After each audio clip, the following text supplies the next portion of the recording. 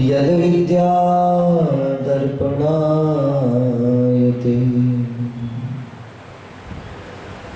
ओम को नमन ओंकार को नमन, ओम को नमन ओंकार को नमन, अरिहंतों को नमन, सिद्ध प्रभु को नमन, आचार्यों को नमन, उपाध्यायों को नमन, सर्व साधु को नमन, जिन धर्म को नमन। ओम को नमन ओंकार को नमन, ओम को नमन ओंकार को नमन। पंच परमेश्वर भगवान की, मूलनायक श्री 1008 वृषभनाथ भगवान की, अक्षयकारी चैतन्य चमत्कारी चिंतामणि देवप्रियतम श्रवणोदय में विराजमान श्री 1008 पार्श्वनाथ भगवान की, आचार्य भगवान श्री समंत भद्र महाराज की, चारित्र चक्रवर्ती प्रथम आचार्य गुरुवर्षि शांति सागर जी मुनि महाराज की, परम पूज्य समाधि सम्राट अभीक्ष्ण ज्ञानोपयोगी वात्सल्य मूर्ति मम दीक्षा गुरुवर्य षष्ठम पट्टाचार्य गुरुवर अभिनंदन सागर जी मुनि महाराज की, परम पूज्य आचार्य श्री रयन सागर जी महाराज की, वर्तमान सप्तम आचार्य श्री अनेकांत सागर जी महाराज की, समाधिस्थ आचार्य निजानंद सागर जी महाराज की, अहिंसा परमो धर्म की, विद्यावारिधि प्रखर वक्ता युवा हृदय सम्राट आचार्य भगवान श्री अभिभाव सागर जी की जय महाराज।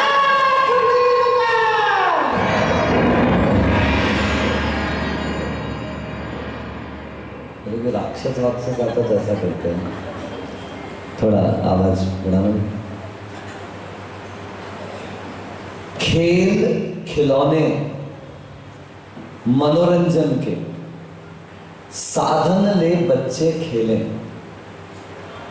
पिछी कमंडल ले उसी उम्र में दीक्षा लेकर तुम निकले। जिन शासन की गंध मनोहर दिग दिगंत तक फैलाई, वाणी की सुन सिंह गर्जना माया तुमसे घबराई। पुष्प दंत गुरु आश्रय पाकर चंदन सा जीवन पाया, खुद महके संयम खुशबू से लाखों का घर महकाया।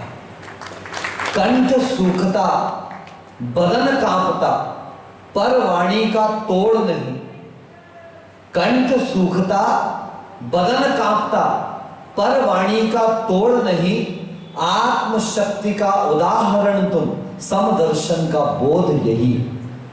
जीवन भर जिन वचन गंध से जन जन को संतुष्ट किया, अंत समाधि मरण साधकर जिन वचनों को पुष्ट किया। संस्कारों के शंखनाद से क्रांतिकारी जन संत हुए, अनुभव का शुभ नमन तरुण को शीघ्र प्रभु अरहंत बने। आज मुनिषी तरुण सागर जी महाराज के समाधि दिवस के अवसर पर यह संभवतः उनका चतुर्थ समाधि दिवस है। अभी महाराज कह रहे थे क्या करना है आपको, समाधि मरण करना है। क्या करना है बोलो, बोलो नैना अभी सबसे जोर से चिल्लाए। महाराज समाधि मरण करना है, क्या करना है सुनो जरा, नैन खोलो नैना, समाधि मरण नहीं करना, हमको तो समाधि जीवन करना। महाराज ये कौन सा शब्द आ गया, ये कौन सी बात कह दी, माइक दिया तो कुछ भी बोलोगे क्या आप? नहीं, कुछ भी नहीं बोलेंगे, ध्यान से सुनो। समाधि मरण उनका होता है जिनके जीवन में समाधि का भाव होता है। समाधि, अभी हम तो शब्द ही नहीं जानते समाधि। बोलो कितने लोग जानते हैं समाधि का मतलब? समाधि हो गई, समाधि हो गई, समाधि हो गई। सुनो, समाधि नहीं होती, मरण होता है। क्या होता है बोलो? शरीर से आत्मा का पृथक हो जाना, एक शरीर को छोड़कर दूसरे शरीर में चले जाना, इसको लोक व्यवहार में और शास्त्रीय भाषा में क्या कहते हैं? मरण कहते हैं। लोगों ने कह दिया समाधि हो गई, समाधि हो गई, समाधि हो गई। वरुण कैसा लग रहा है अभी? अच्छा लग रहा है? मन शांत है? दुकान की चिंता तो नहीं है, निवेद्य के स्कूल की चिंता तो नहीं, घर में क्या बना होगा उसकी चिंता तो नहीं, पक्का सही सही बोलो, झूठ झूठ नहीं बोलना। अभी वरुण को ना खाने की चिंता है, ना पीने की चिंता है, ना घर की चिंता है, ना बच्चों की चिंता है, ना परिवार की चिंता है, कोई मुझे देख रहा है इसकी भी कोई चिंता। अभी वरुण की समाधि चल रही है। क्या चल रही है बोलो, बोलो ना, ऐसे सही है, समाधि हो गई। बोलो क्या चल रही है, सत्य है। अभी क्या चल रही है, अगर आपका मन धर्म की ओर है, अगर आपके मन में शांति है, अगर घर परिवार की चिंता नहीं, अगर व्यापार व्यवहार की चिंता नहीं, तो अभी के आपके परिणाम क्या कहलाएंगे, सम आधि। क्या कहलाएंगे बोलो, आधि, व्याधि और उपाधि। बोलिए सुना, हाँ उपाधि, मैं आचार्य हूं, मैं मुनि हूं, मैं उपाध्याय हूं, मैं किसी का राजा हूं, मैं कहीं का मंत्री हूं, मैं कहीं का अध्यक्ष हूं, मैं चातुर्मास कमेटी का अध्यक्ष हूं, मैं तो ट्रस्टी हूं, मैं तो पंच हूं, मैं तो पंचायत हूं। ये उपाधि कहलाती। क्या कहलाती बोलो, शरीर में कोई रोग हो जाए वह उपाधि कहलाती है, वो व्याधि कहलाती है। और दिमाग में कोई रोग हो जाए, डिप्रेशन, घमंड, अहंकार, ये परिणाम जो है वो सब क्या कहलाते हैं, आधि कहलाती है। मानसिक रोगों को जैनाचार्य आधि कहते हैं। और जिस समय वे मानसिक रोग सम हो जाए, वो मानसिक विकल्प सम हो जाए, मानसिक परेशानियां सम हो जाए, उसी समय को कहते हैं सम आधि, यानी कि समाधि। ये तो प्रतिपल चल रही है, प्रति क्षण चलना चाहिए। परिणामों की निर्मलता का नाम समाधि है। और ऐसे समाधि के साथ अगर प्राण छूट जाए तो क्या कहलाता है, समाधि मरण। अब बोलो, आपको समाधि मरण करना है कि समाधि करनी, बोलो जल्दी से। मरने थोड़ी ना जैन शासन में आए हैं, मरण को सुधारना नहीं है बंधुओं। गुरु महाराज कहते हैं जिसका वर्तमान सुधर गया, जिसका जीवन सुधर गया, जिसका आज सुधर गया, उसे कल की चिंता करने की कोई आवश्यकता नहीं। हम कल करेंगे, कल की चिंता कर रहे हैं, हमें तो समाधि मरण करना है, हमें तो समाधि मरण करना है। और यहां लिया फट फट फोड़ी पूरी, डाला पानी, समाधि, किसी की चिंता नहीं। अभी तो एक ही काम, बस मुंह में जो पानी पूरी गई है उसका टेस्ट अच्छा। कहना बहुत आसान है, लेकिन करना जमीन और आसमान का फर्क होता है। वे ही तरुण सागर जी महाराज कहते थे कि अगर संसार में कोई सबसे बड़ी दूरी है तो क्या, बोलो। कि कोई बोलता है महाराज जी हमारे घर से मंदिर दूर है, जिनको मंदिर नहीं जाना रहता उनके बहाने मंदिर दूर है। हमारे गुरु महाराज कहते थे सुनो, जिनको लगता मंदिर दूर उनका नरक है पास, और जिनके लिए मंदिर पास उनका नरक हो गया। ये ध्यान से समझ लेना कि जिसने मान लिया मंदिर दूर है, महाराज दूर है, धर्म दूर है, उसका नरक पास हो चुका है। और जिसके लिए मंदिर निकट है, जिसके लिए धर्म निकट है, जिसके लिए गुरु निकट है, उनका नरक अपने आप क्या हो चुका है, दूर हो चुका है। तो पूछा उन्होंने सबसे बड़ी दूरी किसकी। कोई कहता है कि सुनो यहां से भिलुड़ा दूर है, कोई कहता नहीं उससे तो पाड़वा ज्यादा दूर है, अरे सुनो सुनो खोड़न और ज्यादा दूर है, अरे सुनो तो प्रतापपुर और दूर है, बांसवाड़ा और दूर है, उदयपुर और दूर है, अरे महाराज सबसे बड़ी दूरी दिल्ली बहुत दूर है। तरुण सागर जी कहते सुनो यहां से चांद भी बहुत दूर है।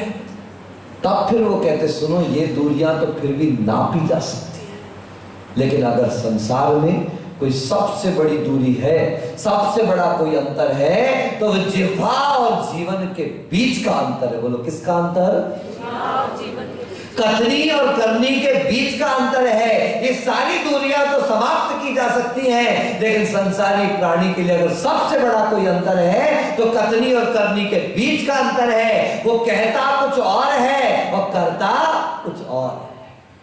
और यही कथनी और करनी के बीच का जो अंतर है वो हमें संसार के दुखों से सराबोर कर रहा है। अगर संसार के दुखों से बचना है, जहां रहते हो रहो, लेकिन अपने कथनी और करनी के बीच का अंतर आप मिटा लीजिए। जिसकी कथनी और करनी के बीच का अंतर मिट गया है वह व्यक्ति संसार में संत बन जाता है। तरुण सागर जी ने लिखा, या तो पढ़ने लायक कुछ लिख जाओ। बोलो, क्या कहा? फिर से बोलो, ऐसा लिखो कि दुनिया पढ़े आपकी बात को, या फिर ऐसा करो कि दुनिया लिखे आप पर। देखो क्या गजब की बात है। ऐसा लिखो कि दुनिया पढ़ने में आनंद ले, या नहीं लिख सकते हो तो इतना कर जाओ, ऐसा कर जाओ, इस तरीके से कर जाओ कि दुनिया आपके ऊपर लिखना चालू कर दे। अभी हम चारित्र चक्रवर्ती गुरुवर आचार्य शांति सागर जी का समाधि दिवस मनाएंगे। अभी हम कभी आचार्य अभिनंदन साई का समाधि दिवस मनाएंगे। हमारे पूज्य आचार्य रैण सागर जी को नमस्कार करेंगे। ये ऐसे आचार्य हुए, एक आध किताब तो निकालो जो आचार्य शांति सागर जी ने लिखी हो, एक आध किताब तो लाओ जो अभिनंदन सागर जी ने लिखी है। कोई ग्रंथ सुना आपने? रैण सागर जी ने ग्रंथ लिखा? सुनो, इन लोगों ने लिखा नहीं, पर ऐसा किया कि आज दुनिया इनके ऊपर लिख रही है। इसलिए ऐसा चलो कि चलते समय पता ना चले, मगर जब आप चल के निकल जाओ तो बरसों बरस तक उसकी गूंज दुनिया को सुनाई देती रहे। ये तरुण सागर जी वो तरुण सागर है। मैं आपको बताऊं कि जब हम गृहस्थी में थे, कॉलेज में थे, ब्रह्मचारी बने और हमने दीक्षा ली, इन चारों अवस्थाओं में हम सोचते थे, अरे यार जन संत है, जन संत है, जन संत है। चर्या में भी कुछ कमियां हुआ करती, लेकिन सुनो, दुनिया में कई प्रकार के साधक होते हैं। ऐसे साधक होते हैं जो जन संत बन जाते, जैसे तरुण सागर थे, पुलक सागर जी आदि आदि जन संत कहलाते हैं। बहुत इनके प्रवचन सुने जाते हैं, कई हजारों की संख्या में इनकी सभाओं में लोग सुनने के लिए आते हैं। बंधु, श्रावकों का प्रिय बनना कोई कठिन काम नहीं है। सुन रहे माता जी लोग, दीदी लोग, बहुत आसान है। आप दो प्रिय वचन बोल लो, अरे यार उषा दीदी, उषा दीदी, उषा दीदी करने लगेगी। आप जरा सा मुस्कुरा के देख लो अनुकरण, अरे यार अनुकरण सागर जी अच्छे, अनुकरण सागर जी अच्छे। सुनो, मुस्कुराना और प्रेम से बोलना तो बहुत लोग कर सकते हैं। श्रावकों का प्रिय तो कोई भी बन सकता है। श्रावकों के प्रिय बनना कोई कठिन काम नहीं है। लेकिन जो संत दूसरे संत का प्रिय बन जाए वह वास्तविकता में सही संत है, क्योंकि संतों की नजर में उठना इतना आसान काम नहीं। यहाँ उल्टा चलता है, कोई ज्यादा अच्छा प्रवचनकार हो गया तो आधे साधु उससे जेलस करने लगेंगे। अगर किसी का नाम ज्यादा हो गया तो दूसरे उसकी कमियां निकालना चालू कर देंगे। लेकिन तरुण सागर जीवन भर जन संत बनकर रहे। लेकिन ये उनके जीवन का कलशारोहण था, ये उनके जीवन की सबसे बड़ी विशेषता थी कि जब दुनिया से विदा हुए तो ऐसे विदा हुए कि जन संत की जगह वापस वो जैन संत बनकर के विदा हुए। क्योंकि आदमी डरता है। यहाँ पूछ लो, इतने चेयर पर बैठे हैं, अभी भी दुकान की चाबियां पकड़ के बैठे होंगे। बैठ तो कुर्सी पे रहे, यहां भी चेयर नहीं छूट रही। क्यों नटवर भाई? हाओ बोलो, हाओ महाराज। यहां भी चाबी नहीं छूट रही, यहां चेयर नहीं छूट रही, वहां पे सबकी बात है। नहीं नहीं नहीं, एक आध दो रिटायर में होंगे बस। सुनो, हो सकता है चाबी दूसरे को पकड़ा के रखी हुई, डुप्लीकेट तो तैयार रखी है। बंधुओं, ये सिंहासन पर बैठा दिया जाता है, छोड़ना बहुत कठिन काम होता है। ऐसा कहते हैं कि अंत में जब जीवन का अंत समय निकट आए और आपके मन से परिग्रह का भाव हट जाए, आपके मन से तन का भाव हट जाए, इसी रत्नकंडक शावकाचार ग्रंथ में लिखा है, उपसर्गे दुर्भिक्षे जरसी रुजायाम च निप्रतिकारे धर्माय तनु विमोचनम आहु सल्लेखनाम आर्या। उपसर्ग आ जाए, दुर्भिक्ष आ जाए, अगर कोई रोग हो जाए, बुढ़ापा आ जाए, ऐसे समय पे तन हमको छोड़े, उसके पहले हम तन को छोड़ दें, ये धर्म कहलाता है, ये सल्लेखना कहलाती है, ये समाधि कहलाती है। जो महिलाएं दोपहर की कक्षा में पढ़ती उनने सुना होगा, 3 प्रकार के शरीर बताए। च्युत, बोलो, सुनो और बोलो, च्युत, च्यावित और त्यक्त। बोलिए फिर से। चाबी को तत्व। महिलाएं बोली, पुरुष बोले च्युत, बोलो च्यावित और त्यक्त। समय पूरा हो गया, शरीर छूट गया, अंत हो गया, च्युत। एक्सीडेंट हो गया, मर्डर हो गया या किसी दुर्घटना से चला गया, ये च्यावित कहलाया।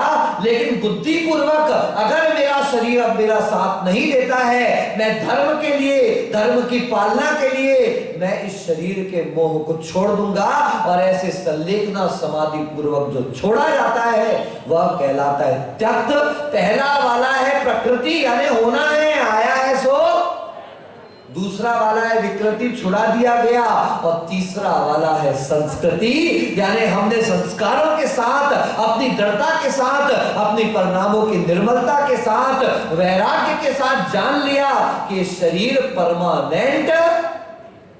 एक दिन किसी ने भजन गाया था ना, यहाँ पे मंगलाचरण किया था, यहां पर कोई न परमानेंट है, कहते अरिहंतों के एजेंट। सुन लो भैया, क्या कि यहाँ कोई भी परमानेंट नहीं है, ऐसा जिनेंद्र भगवान के एजेंट आपको बता रहे हैं। मेरी बात है करेक्ट 100%।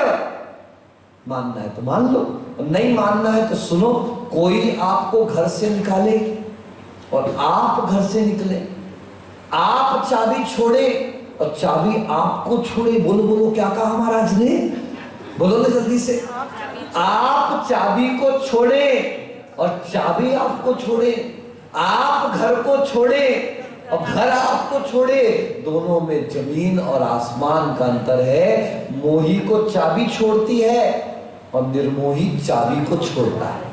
मोही को घर छोड़ता है और निर्मोही घर को छोड़ता है। मोही को परिवार छोड़ता है और निर्मोही खुद परिवार को छोड़ देता है। हमारा सौभाग्य है कि इस पंचम काल में जहां पर एक तरफ चारित्र चक्रवर्ती आचार्य शांति सागर जी जैसे, आचार्य देशभूषण जी जैसे, आचार्य विद्यानंद जी महाराज जी जैसे, आचार्य अभिनंदन सागर जी, विद्यासागर जी, आचार्य वर्धमान सागर जी, आचार्य सन्मति सागर जी जैसे जहां एक और तपस्वी साधक हुए हैं, वहां इस जन धर्म के वचनों को, इस जिन धर्म के महत्व को दिग दिगंत तक, देश विदेश तक अपनी वचनों के माध्यम से, अपने शब्दों के माध्यम से पहुंचा देने वाले ऐसे तरुण संत, ऐसे तरुण सागर जी जैसे साधक भी हमारे बीच में हुए हैं, जिन्होंने जीवन भर अपने जीवन को जिनवाणी के प्रचार प्रसार में लगा दिया, तत्व चिंतन के प्रचार में लगा दिया। और जब जीवन का अंत आया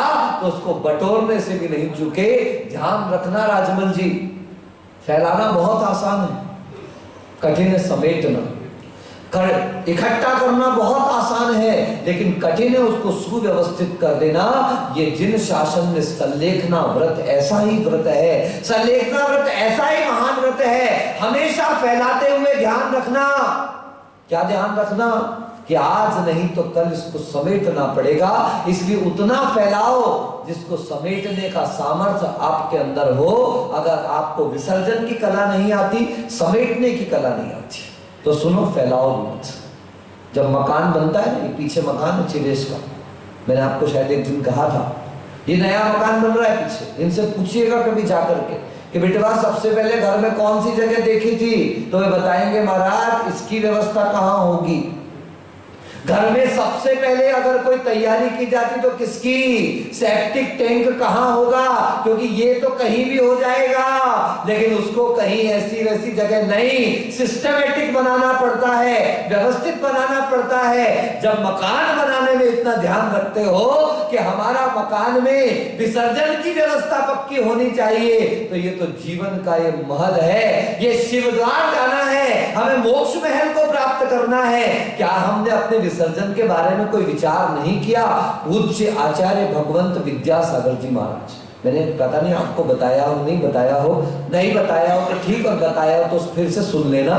एक ग्रास करते हो ना बार बार, हमारा भी एक ग्रास फिर से खा लेना। मैं जबलपुर में था, आचार्य के पास, जबलपुर में मढ़िया जी करके एक जगह आपने सुना होगा, पे सन्हाड़ी की मढ़िया। तो वहां पर आचार्य महाराज के कमरे में किसी काम से जरूरी निकलना था, क्रॉस करना था, दोनों तरफ दरवाजे थे, आचार्य थे नहीं। मेरा उपवास था केशवन का और आचार्य आहारचर्या को गए थे। हमने आज तक रिकॉर्ड है कि जब तक हमें अधिकार ना हो, जब तक हमने सामने वाले से पूछा ना हो, हमने किसी की वस्तु को आज तक स्पर्श नहीं किया। संघ में भी कोई साधु कभी नहीं कह सकता कि महाराज ने आचार्य श्री मेरा तो पूरा अधिकार है साहब, तो भी मैंने बिना पूछे बिना बताए कभी किसी की किसी वस्तु को आज तक स्पर्श नहीं किया, क्योंकि चोरी का दोष है। अदत्ता दानम स्तेयम। लेकिन मैं आज स्वीकार करता हूं कि मैंने एक बार ऐसी चोरी करी है। क्या चोरी करी? आचार्य महाराज की किताब देखने का बहुत मन था। मैं कैसे एक बार आचार्य श्री की जो पाठ करते, एक ही पुस्तक उनके पास जो पाठ की पुस्तक है, मेरा खूब मन हुआ, आचार्य श्री नहीं थे और उसको देखकर एक बार मन हो गया यार देख ही लेता हूं एक बार। और मैंने डरते डरते वो पुस्तक उठा के देखी। लेकिन चोरी करने का भी मुझे बहुत बड़ा फायदा, बहुत बड़ा फायदा क्या हुआ चोरी करने का, कि मैंने जैसे ही आचार्य श्री की वो पुस्तक खोली तो उस पुस्तक के ऊपर साफ शब्दों में लिखा हुआ था कि मेरे गुरुवर आचार्य ज्ञान सागर जी महाराज ने अपने शरीर की स्थिति को देखकर अपने होशो हवास में अपने आचार्य पद आदि और संघ की व्यवस्थाओं का त्याग कर दिया था। मैं भी समय रहते ऐसा ही करूंगा। ये आज से कितने साल पुरानी बात होगी, 2009 की बात है। वो देखा, झटके से मैंने किताब बंद करी और सीधे संघ के बड़े महाराज जी थे प्रसाद सागर जी, उनके पास गया और एक्सेप्ट किया। मैंने आचार्य श्री महाराज जी बहुत बड़ी गलती करी, मैंने बिना पूछे आचार्य श्री किताब देखी। अरे कुछ नहीं, अपने गुरु जी किताब है क्या? मैंने कहा कहीं आचार्य श्री का कोई डॉक्यूमेंट हो, कोई किसी माता जी महाराज जी की पर्सनल चिट्ठियां रखी हो और मेरे देखने में आ जाए तो मैंने गलती तो करी। बोले ठीक है आचार्य श्री से प्रायश्चित ले लेना। मैंने शाम को आचार्य श्री से प्रायश्चित भी ले लिया। आचार्य जी हंसने लगे, बोले क्या मिला? मैंने कहा आचार्य जी बहुत बड़ा सबक मिला कि आप जैसे साधक ने इतनी बड़ी बात लिखी है, इसका मतलब सोचो वे सावधान है, प्रतिक्षण तैयार है कि क्या पता कब जीवन का अंत आ जाए। इसलिए मुझे किसी को दिमाग पर लादना नहीं है, मैं शरीर पर लाद लूं, मैं घर में लाद लूं, मैं मकान में लाद लूं, लेकिन खतरनाक है दिमाग पर लाद लेना। जिसने दिमाग पर लाद लिया वो नंगा होकर के भी कुछ नहीं पा पाया, और जिसके दिमाग पर नहीं है उस व्यक्ति के लिए समझना कि लादना हुआ ही नहीं है। हम सारे लोग क्या करते हैं, किसी ने लिखा है पैसा जब तक जेब में, बोलो पैसा जब तक जेब में है हाथों का मैल। देखना ध्यान से सुनना, बड़ी जबरदस्त चीज है। पैसा जब तक जेब में है हाथों का मैल और चढ़ गया दिमाग पर रिश्ते नाते सब फेल। जब तक पैसा जेब में है ना, समझ लो आपके अंडर में है, और जहां दिमाग पे चढ़ा समझ लीजिएगा आप पैसे के अंडर में आ चुके हो। और जब आप पैसे के अंडर में आते हो, ना आदमी रिश्ता देखता है ना नाता देखता है, ये पद प्रतिष्ठा की चाह आदमी को इस तरह दुखाती रहती है, रुलाती रहती है। बंधुओं, भरत चक्रवर्ती, उसने सोचिए सिर्फ उस राजकाज के लालच में अपने भाई के ऊपर चक्र चला दिया। भाई, वे भरत चक्रवर्ती छायिक सम्यक दृष्टि थे, वे भरत चक्रवर्ती सम्यक ज्ञानी थे, वे भरत चक्रवर्ती 6 खंड के अधिपति हो चुके थे। उन्हें कुछ नहीं करना था, सिर्फ बाहुबली को संदेश भेजना था। क्या भाई, मैंने 6 खंडों पर विजय प्राप्त कर ली है, अब बस अपना राज्य बचा है, बस तुम आकर के मेरा स्वागत सम्मान कर लोगे तो ये 6 खंड का साम्राज्य पूरा हो गया। भाई तो यूं ही आ जाता, तुम्हारी शान घट जाती। बाहुबली ने खबर करी, क्योंकि चक्रवर्ती ने खबर भेजी, चक्रवर्ती आया है, आइए उसके स्वागत में आइए, सम्मान में आइए। जैसे ही बाहुबली को खबर पहुंची, बाहुबली ने कह दिया तुम्हारी शान घट जाती या रुतबा घट गया होता, जो गुस्से में कहा तुमने वही हंसकर कहा होता।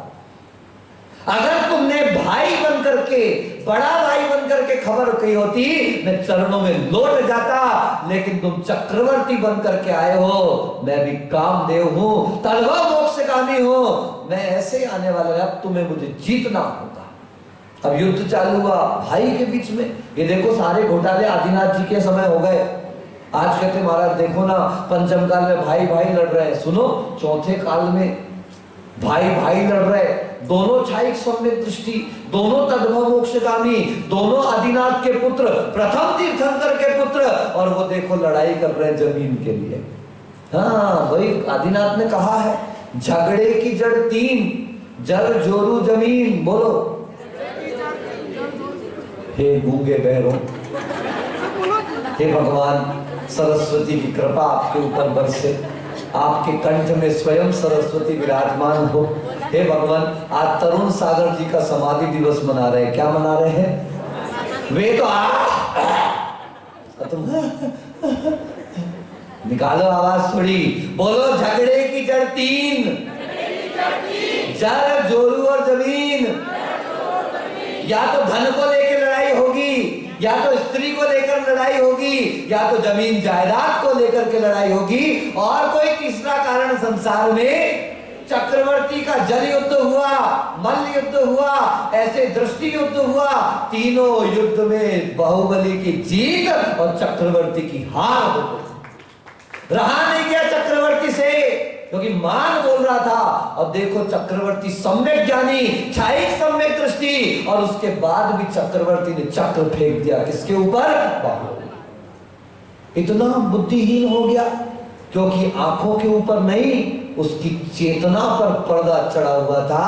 अरे पागल, ये चक्र कभी अपने परिवार वालों पे काम नहीं करता, ये चक्र कभी तद्भव मोक्षगामी पर काम नहीं करता, ये चक्रवर्ती ऐसे शलाका पुरुष पर काम नहीं करता, ये चक्रवर्ती महापुरुष पर काम नहीं करता। और भरत ने उठा के चक्र फेंक दिया किसके ऊपर? उधर बाहुबली के पास चक्र गया। कामदेव तद्भव मोक्षगामी घर के सदस्य, वो चक्र भी जानता था। क्या बोलो? ये इनका भाई है, और खुद भरत भूल गए कि मेरा बता। चक्र पुद्गल है, चक्र जड़ है, चक्र में चेतना नहीं है, चक्र में ज्ञान नहीं है, फिर भी चक्र जानता था ये मेरे भाई हैं, ये भरत के भाई हैं, मैं इन पर किसी भी प्रकार से वार नहीं कर सकता। चक्र जानता था, लेकिन क्या पता वो चक्रवर्ती की बुद्धि को क्या हुआ, वो चक्र फेंका। चक्र जाकर के परिक्रमा लगा करके वापस आया और चक्रवर्ती के पास स्थिर हो गया। चक्रवर्ती का दिमाग घूम गया, लेकिन चक्रवर्ती का तो सिर्फ दिमाग घूमा, उधर बाहुबली की तो बुद्धि घूम गई। उसी समय बाहुबली ने दीक्षा का निर्णय लिया। बंधु, मान किसी को जीने नहीं देता। सब मैं रोज आपसे एक ही बात कह रहा हूं, सारी कषायों में अगर सबसे खतरनाक कषाय है तो कौन सी? ये मान क्रोध भी उत्पन्न करता है, ये मान माया भी उत्पन्न करता है, और ये मान लोभ को भी उत्पन्न करता है। इसलिए अगर किसी चीज को जीतना है तो किसको जीतो? मान को जीतो। देखो वो तरुण सागर जी, जिनको श्रवण बेलगोला के मस्तकाभिषेक में 250 साधुओं के बीच मुख्य वक्ता के रूप में कमलासन पर विराजमान किया गया था, वो तरुण सागर जी महाराज जी, मुनिश्री सौरभ सागर जी, मुनिश्री गुप्ती सागर जी महाराज, और न जाने कितने कितने आचार्य साधु वहां पर उनकी समाधि में उपस्थित हुए, और उनके सामने उन्होंने अपना समर्पण करके, जिसके सामने कई लोग फीके पड़ते थे, और वो सबके सामने झुककर संलेखना का निवेदन करते हैं, समाधि का निवेदन करते हैं। ये कहलाता है जैन शासन, ये कहलाता है भेद विज्ञान, और ये कहलाता है तत्व ज्ञान। नमन है ऐसे तरुण सागर जी को, जो जीवन भर जन संत रहे और जाते जाते हमारे जैन संत हो गए। उनकी साधना को, उनकी समाधि को, उनकी चेतना को, उनके ज्ञान को और उनके संयम को, उनके समाधि दिवस पर हम सभी का बारंबार नमस्कार हो। अभी आपके सामने मैंने उनके लिए कविता उनको समर्पित करी है। देखो ये तरुण सागर जी की कुछ प्रभाव रहा होगा कि 10-15 मिनट में हमने इतनी सारी लाइन लिख डाली। तो उस लाइन की अंतिम पंक्तियां यही हैं कि संस्कारों के शंखनाद से क्रांतिकारी जन संत हुए, अनुभव का शुभ नमन तरुण को, शीघ्र प्रभु अरहंत बने, शीघ्र प्रभु अरहंत बने। बोले गुरुवर आचार्य अभिनंदन सागर जी मुनि महाराज की।